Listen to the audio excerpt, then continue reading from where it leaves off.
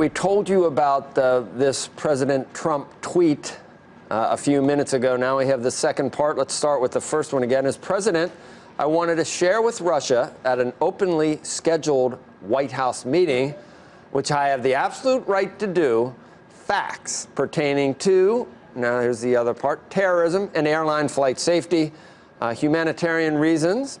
Plus, I want Russia to greatly step up their fight against ISIS and terrorism.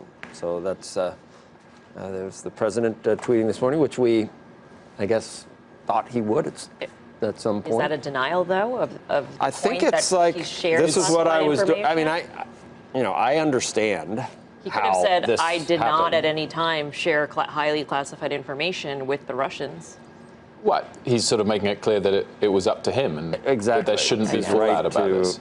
I mean, the other issue on his side of this that raised the question is everyone was saying last week how so few people were allowed into the room for that meeting. So talked about this. Who is? I know.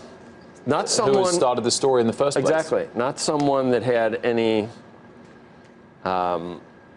positive opinions about President Trump. That's. No. I mean, this was done purely as another way to undermine Trump. And someone's in there that, if you really want a conspiracy theory, I mean, State Department, and you've heard about the deep state. Yeah. There's Obama holdovers. Mm-hmm. I mean, but you would think there's few enough people in the inner circle at this point to where it wouldn't be happening. Right. But I think the worrying thing, and if it is absolutely his prerogative to do it and he can declassify stuff, then so be it. But I think the worrying thing from the article is what it suggests the motivations behind it were, that it was a sort of boast. Oh, look, I get this great intel every day, and here's a little bit. Toys which clearly is a little bit worrying. But again, we weren't there and we don't know how this is sourced. But I think that's something to be concerned of. We've watched the campaign and we've watched it. We know that he's, you've seen when he'll talk about how he'll bring up the election again, and wow, we won Wisconsin. I mean, he's been known to. Right, but you don't want him to do that on classified information. Well, he is what he is. For the sake of of bravado.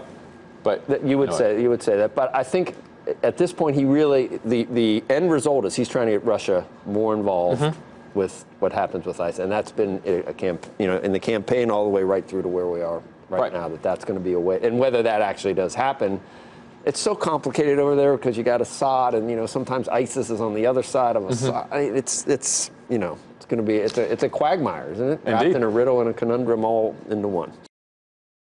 Hey there, thanks for checking out CNBC on YouTube. Be sure to subscribe to stay up to date on all of the day's biggest stories. You can also click on any of the videos around me to watch the latest from CNBC. Thanks for watching.